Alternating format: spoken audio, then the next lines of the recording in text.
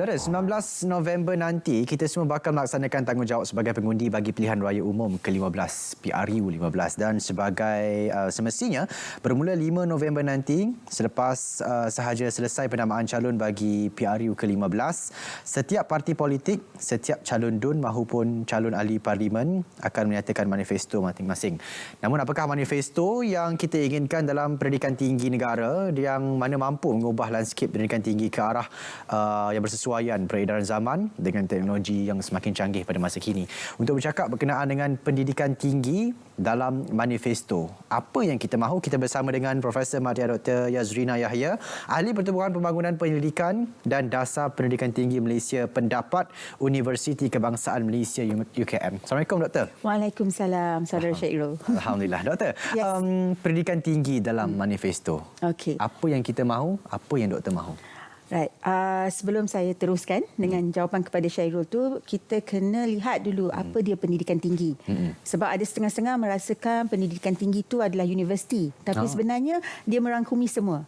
Ya, maknanya pelajar selepas habis menengah, dia akan pergi kepada pendidikan tinggi. Baik. Iaitu tak kiralah dia masuk politeknik, dia masuk college vocational, dia masuk college community atau institut latihan kemahiran, universiti awam, universiti swasta, itu semua adalah kategori-kategori pendidikan tinggi. Ya, jadi apa yang kita mahu tu sudah tentunya apa sahaja yang bagus untuk pelajar ataupun pemegang taruh dalam konteks institusi pendidikan tinggi. Itu nanti kita akan bincang dengan lebih lanjut lagi. Baik. Ya? Okey. Jadi apa pentingnya, di manakah kritikalnya berkenaan dengan manifesto, berkenaan dengan politik jika dikaitkan dengan pendidikan tinggi, Doktor?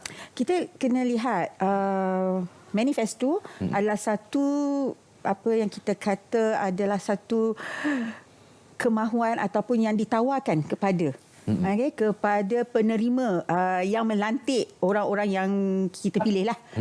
Orang kita pilih maknanya menteri ataupun sebenarnya dilantik menteri, ahli-ahli politik yang kita pilih. Baik. Yang akan membawa agenda-agenda tertentu untuk memajukan pendidikan tinggi. Ya. Tapi oleh itu kita kena lihat dulu. Apa dia pendidikan itu sendiri, pendidikan tinggi itu sendiri. Itu sangat penting sebab untuk memastikan setiap orang, setiap orang ni maksudnya pelajar, warga akademik, para penyelidik dan juga pentadbir-pentadbir dan semualah di dalam ekosistem pendidikan tinggi itu akan mendapat manfaat. Itu yang paling penting. Ya. Baik. Dari kacamata sebuah NGO yang menganalisis dasar dan amalan pendidikan tinggi negara, Doktor, apa sebenarnya isu-isu pendidikan tinggi yang selalu dibangkitkan dalam manifesto pilihan raya sebelum ini? Apa janji-janji yang diberi? Okey, saya bukan pakar dalam politik. Baik. Okey, saya juga tak adalah menganalisis PRU sebelumnya sebab saya bukan pakar dalam bidang tersebut. Tetapi kalau kita lihat dalam PRU yang sebelum ini, PRU 14, ada beberapa isu yang dibawa oleh parti-parti politik. Contohnya dalam Barisan Nasional. Dia membawa manifesto mengenai internet. Capaian internet. Kalau saudara Syairul dan juga penonton di sana, kita selalu dengar. Di laman media bagaimana pelajar ada yang panjat pokok, ada yang memandu kereta, kan? Ada yang memang kena berjalan kaki. Capaian internet tu susah. Betul. Dan satu lagi masalah mengenai apa yang kita kata bantuan.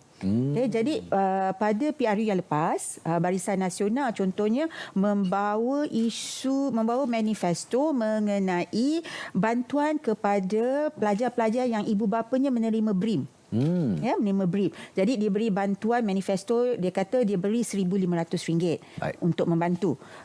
Parti yang lain pula, contohnya parti PAS, mereka membawa manifesto untuk melihat kembali dasar-dasar pendidikan tinggi. Sebab ada dasar-dasar yang kita buat yang perlu kita nilai semula. Itu yang dirasakan oleh pihak PAS. Dan salah satu lagi yang dia nyatakan adalah mengenai melupuskan PT-PTN. Sebab kita tahu itu adalah isu yang paling kita selalu dengar di laman media. Media penyiaran, media sosial, ada keluar di dalam media surat khabar yang mengatakan pelajar-pelajar tidak membayar ataupun tidak mampu membayar pinjaman balik kepada PT-PTN. Jadi itu PAS. Manakala PH pula membawa isu sekali lagi PT-PTN. Ya. Ya, PT-PTN yang mana dia mencadangkan supaya bayaran balik itu ditangguhkan. Sebab kalau kita buat pinjaman, seharusnya kita membayar balik. Betul. Ya, jadi itu antara manifesto. So, kalau kita rangkumkan, yang paling banyak dibincangkan semasa ketika itu adalah mengenai PT-PTN dan juga mengenai capaian internet. Ya.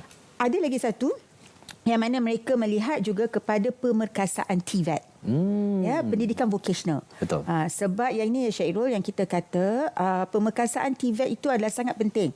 Sebab selama ini kita lihat masyarakat umum sentiasa memberikan pandangan bahawa pendidikan vocational itu adalah pendidikan yang tidak sama taraf dengan pendidikan di universiti. Ya, jadi ibu bapa semua melihat bahawa kalau anak-anak pergi universiti tu, wah, ini adalah satu yang sangat baiklah. Tapi kalau anak pergi vocational ataupun pergi institut latihan kemahiran tu, macam anak tu tak berapa pandai lah katanya. Itu adalah kita katakan pandangan-pandangan yang perlu kita buang. Sebab akhirnya pendidikan tinggi ni dia tak kira kat mana pun, kalau you duduk dekat, kita belajar di college community pun, di institut latihan ke, akhirnya dia akan keluar sebagai seorang graduan. Graduan, cuma ijazah dia ataupun sijil yang dia dapat tu adalah berbeza. Ya, betul. Kemahiran dia berbeza. Jadi dalam manifesto, kembali kepada soalan Syairul tadi, dalam manifesto PRU tu, dahulu yang PRU 14 tu, dia lihat banyak kepada pelajar, kepada pelajar, yang ini berkaitan pendidikan tinggi, kepada pelajar mengenai pembayaran balik PT-PTN dan juga capaian internet. Sebab kita sekarang ni, apalagi lepas pandemik ataupun sebelum pandemik lagi, kita dah ada penggunaan komputer. Penggunaan komputer. Jadi kalau Syairul cakap tadi pun mengenai peranti siswa. Betul. Siapa kena jual? Ada yang selalu kena jual. Ada yang nak jual sebab mereka merasakan duit itu adalah lebih penting. Betul. Jadi ini adalah isu-isu yang sentiasa dibahaskan, yang mana kadang-kala kita ingin pelajar itu sendiri boleh faham kenapa kalau dia tidak bayar. Jadi ahli-ahli politik ataupun menteri ataupun kementerian apabila mendengar inilah yang perlu mereka lihat dan perlu mengambil tindakan. Baik. Jadi tadi doktor ada sebut Barisan Nasional, baju merah ni ada apa-apa ke? Ada. Sebenarnya pakai baju warna merah ni sebab kalau kita lihat warna merah tu adalah dia menyatakan sayang, sayang kepada pendidikan tinggi. Dia menyatakan juga ada rasa marah pun ada. Marah tu mungkin sebab lain. Mungkin sebab kadang-kadang tak dapat geran ataupun kita mohon macam-macam tak dapat. Jadi kan tengok prasarana tak bagus, marahlah tu. Marah, jadi nak tunjukkan sayangnya, cintanya, marahnya, pakailah merah. Betul. Doktor jangan curhat sekarang, doktor. Kita kena pakai baju purple nanti. Doktor, tadi kita berbalik kepada manifesto PRU 14. Jadi kalau kita ikutkan, kiranya manifesto yang dibentangkan itu lebih kurang sama. Maksudnya melihat kepada kewangan dan juga kepada kestabilan ekonomi kepada mahasiswa itu sendiri. Namun sehingga kekini masalah-masalah seperti yang dinyatakan doktor itu tadi pun masih lagi timbul. Makna kata apa? Adakah manifesto itu sekadar manifesto, dan juga baru-baru akan datang ni pelajar juga akan menentukan kerajaan. Jadi pendapat bagaimana?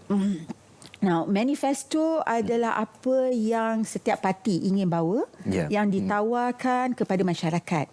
Ya, jadi apa yang perlu mereka halusi adalah apa yang masyarakat inginkan. Tetapi dia perlu melangkaui bukan untuk PRU saja. Sepatutnya perlu bukan pada PRU saja, dia perlu lebih jauh lagi ke hadapan, yang mana dia perlu melangkaui masa. Maknanya pelaburan yang diletakkan ke dalam di dalam manifesto tersebut. Jadi itu yang penting. Pada ketika itu, kalau kita lihat yang saya katakan tadi, dia melihat kepada masalah yang berlaku pada ketika itu. Jadi yang sekarang ini, kalau kita lihat apa yang kita inginkan, tawaran itu bukan bersifat jangka pendek. Ya. dia kena jangka panjang. Betul. Ya, jadi kalau kita nak lihat yang paling cepatlah kalau orang kata dalam bahasa Inggerisnya quick win. Okey. Okey, kita lihat apa yang pelajar inginkan. Okey, satu baru-baru ini saya rasa Persatuan Mahasiswa ada mengatakan mereka ingin pembayaran yuran, tak ada yuran untuk universiti. Bagi pelajar B40. Okey. B40 ya, B40 tak ada pembayaran yuran. Ini adalah kita faham. Okey, jadi perlu dilihat konteks. Ada setengah-setengah negara yang mana pendidikannya percuma.